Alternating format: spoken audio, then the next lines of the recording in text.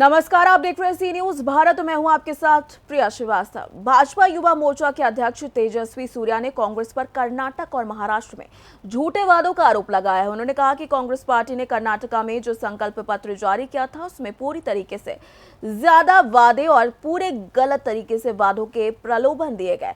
तेजस्वी सूर्या ने कर्नाटका के वक्फ बोर्ड के खिलाफ का जिक्र करते हुए रातों रात कांग्रेस सरकार ने किसानों की जमीन को वक्फ बोर्ड को सौंप दिया, यह आरोप लगाया, जिससे किसानों का नुकसान हुआ।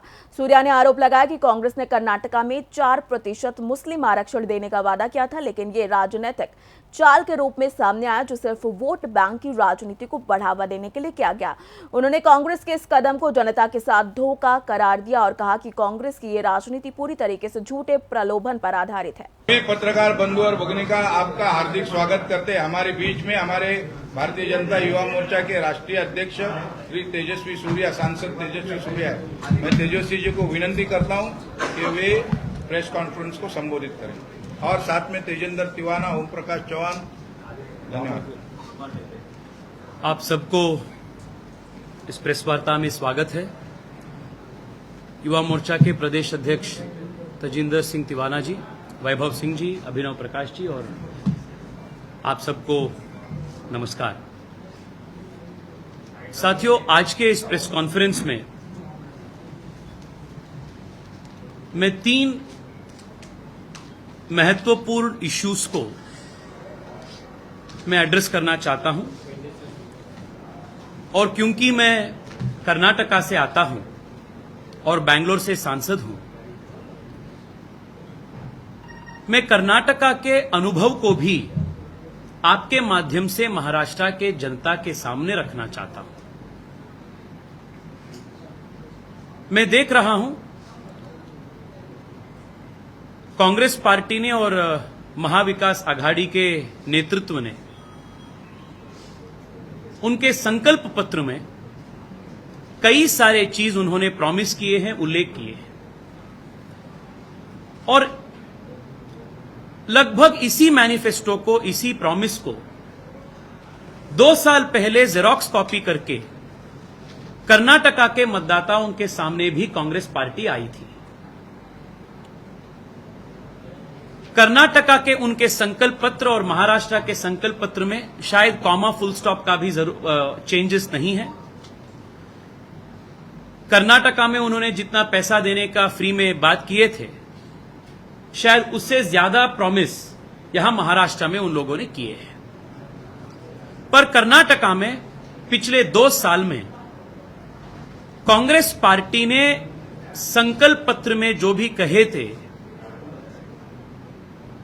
उसमें एक प्रॉमिस भी, एक संकल्प भी अभी तक फुलफिल नहीं हुआ है। यह सच्चाई है।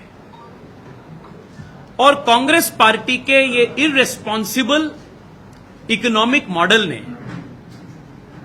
पूरे कर्नाटक को बैंक्रप्सी और एक प्रकार से इकोनॉमिक खियोस में वो डुबा रहा है। 2 years ago, when the BJP government presented its last budget, we presented a surplus revenue budget. लगभग 20,000 करोड़ रुपए का सरप्लस बजट हमने अपने लास्ट बजट में हमने पेश किए थे।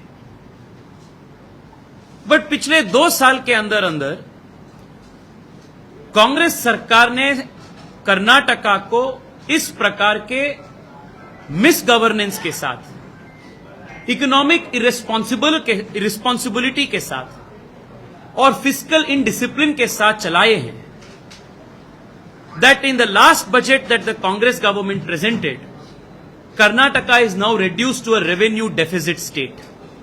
सिर्फ 2 साल के अंदर from a 22,000 crore surplus budget, we are now a 12,000 crore revenue deficit budget. मैं महाराष्ट्र के आम नागरिकों का और विशेष रूप में महाराष्ट्र के युवाओं का ध्यान आकर्षित करना चाहता हूं इस विषय पे। और कांग्रेस सरकार ने महिला को हर महीने 2,000 रुपए अकाउंट में देने की बात किए थे, गृह लक्ष्मी योजना के नाम पे। पिछले 2 साल में हर जिला में महिला डीसी ऑफिस के सामने, विधायकों के और मंत्रियों के घर के सामने प्रदर्शन में, अनशन में बैठे हैं, ये 2000 रुपए के मांग के साथ। किसी को नहीं मिला है। और पिछले 2 साल में, क्योंकि सब पैसा सरकार के इस गारंटी को फुलफिल करने में जा रहा है, विकास के लिए कुछ पैसा नहीं बचा है। और यह बात मैं नहीं कह रहा हूं, स्वयं कर्नाटका के डिप्टी चीफ मिनिस्टर ने 2 बार प्रेस कॉन्फ्रेंसेस में भी किए हैं कि बेंगलोर जैसे महानगर के रास्ते के पॉटहोल्स फिलअप करने के लिए भी सरकार के पास पैसा नहीं है। और शायद 1-2 हफ्ते पहले बेंगलोर में स्वयं मल्लिकार्जुन खड़गे जी एक प्रेस कॉन्फ्रेंस में, अगल में सिद्धरामैया जी बैठे थे, दूसरे और डीसीएम साहब बैठे थे, और खड़गे साहब ने एक प्रेस कॉन्फ्रेंस में स्वयं उन्होंने बोला कि बेंगलोर में सरकार के पास पॉटहोल्स फिलअप करने के लिए भी पैसा नहीं है। युवा जो बेरोजगार है, उनको कांग्रेस पार्टी ने युवा निधि नाम का एक स्टाइपेंड देने का बात किए थे। और पिछले 2 साल में शायद पूरे कर्नाटका में 100 युवा भी नहीं आपको मिलेंगे जिसको ये युवा निधि का स्टाइपेंड मिला है। ये इसका रियलिटी है। और क्योंकि सरकार के पास पैसा नहीं है, रेवेन्यू सरप्लस से रेवेन्यू डेफिसिट की ओर सरकार की बजट चला है, विकास के लिए भी पैसा नहीं है। महाराष्ट्र से सी न्यूज संवाददाता धर्मेंद्र की रिपोर्ट। देखा जाए तो तेजस्वी सूर्या ने कांग्रेस की कथनी और करनी पर सवाल उठाते हुए ये कहा कि कांग्रेस पार्टी के झूठे वादों का समय अब खत्म हो चुका है। भाजपा इस मुद्दे को लेकर जनता के बीच जाएगी और कांग्रेस की असलियत उजागर करेगी। फिलहाल इस रिपोर्ट में इतना ही। देश दुनिया की बाकी और खबरों के लिए आप बने रहिए सी न्यूज भारत के साथ।